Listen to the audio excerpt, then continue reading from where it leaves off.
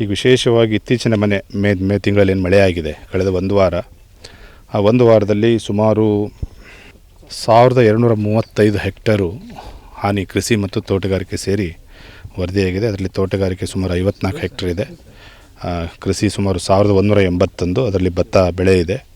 ಅತಿ ಹೆಚ್ಚು ರಾಣೆಬೆನ್ನೂರಲ್ಲಿ ಸುಮಾರು 1005 ಹೆಕ್ಟರು ಹಾನಿಯಾಗಿರೋ ಬಗ್ಗೆ ವರದಿಯಾಗಿದೆ. ಒಟ್ಟಾರೆ ಕೃಷಿ ಮತ್ತು ತೋಟಗಾರಿಕೆ ಬೆಳೆ ಏನು ಹಾನಿಯಾಗಿದೆ ಈಗ ಮೇ ತಿಂಗಳಲ್ಲಿ ಕಳೆದ ಒಂದು ವಾರ 10 ದಿವಸದಲ್ಲಿ ಅದೆಲ್ಲವೂ ಜಂಟಿ ಸಮೀಕ್ಷೆ ಆಗ್ತದೆ. ವಿಶೇಷವಾಗಿ ಗೌರವಾನ್ವಿತ ಶಾಸಕರು ಇದ್ರ ಬಗ್ಗೆ ಮೊನ್ನೆಯಿಂದನೂ ಫೋನ್ ಮಾಡ್ತಾಯಿದ್ದಾರೆ ಮತ್ತು ಖುದ್ದಾಗಿ ಅವರೂ ಸಹ ಎಲ್ಲ ಗ್ರಾಮಗಳಿಗೆ ಭೇಟಿ ಮಾಡಿ ಅಧಿಕಾರಿಗಳು ಏನು ಜಂಟಿ ಸಮೀಕ್ಷೆ ಮಾಡ್ತಾಯಿದ್ದಾರೆ ಮತ್ತು ಜನರಿಗೆ ಸಾಂತ್ವನ ಹೇಳುವಂಥ ಕೆಲಸವನ್ನು ಮಾಡ್ತಾಯಿದ್ದಾರೆ. ರೈತರಿಗೆ ಏನು SDRF NDRF ನಾಮ್ಸ್ ಪ್ರಕಾರ ಏನು ಪರಿಹಾರ ಕೊಡಬೇಕಾಗಿದೆ ಮಾನ್ಯ ಶಾಸಕರಿಗೆ ಅಲ್ಲಿ ನಿರ್ದೇಶನ ಕೊಟ್ಟಿದ್ದಾರೆ. ಆ ಹಿನ್ನೆಲೆ ನಾವು ಸಹ ಭಾಳಷ್ಟು ಚುರುಕಾಗಿ ತಂಡಗಳು ಮಾಡಿ ಕೆಲಸ ಮಾಡ್ತಾಯಿದ್ದಾವೆ. ಮುಂದಿನ ಒಂದು 15-20 ದಿವಸದಲ್ಲಿ ಈ ಪರಿಹಾರ ಕೊಡುವಂಥ ಕೆಲಸವನ್ನು ನಾವು ಮಾಡ್ತೇವೆ.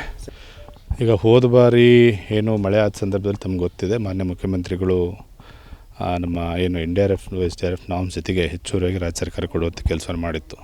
ನಾವೇನು 29 ಕೋಟಿ ಇದರಲ್ಲಿ ಕೊಟ್ಟಿದ್ರು ಸಹ ಅಷ್ಟು ಕೋಟಿ ಹಣವನ್ನು ನಾವು ಕೊಟ್ಟಿದ್ವಿ. ಸೊ ಈ ಸಲ ಮಾನ್ಯ ಶಾಸಕರು ಮಾನ್ಯ ಮುಖ್ಯಮಂತ್ರಿಗಳು ಭೇಟಿ ಮಾಡಿ ಇಲ್ಲಿ ವಿಶೇಷವಾಗಿ ಈ ಭಾಗದ ಜನರು 3-4 ಹಳ್ಳಿಗಳು ಭಾಳಷ್ಟು ಹಾನಿಯಾಗಿದೆ, ತಾವೆಲ್ಲ ನೋಡಿದಿರಿ ಈಗ. ಸೊ ಅದ್ರ ಬಗ್ಗೆ ಮಾನ್ಯ ಮುಖ್ಯಮಂತ್ರಿಗಳು ಮನವರಿಕೆ ಮಾಡುವಂಥ ಕೆಲಸವನ್ನು ಮಾಡಿಕೊಡ್ತಾರೆ.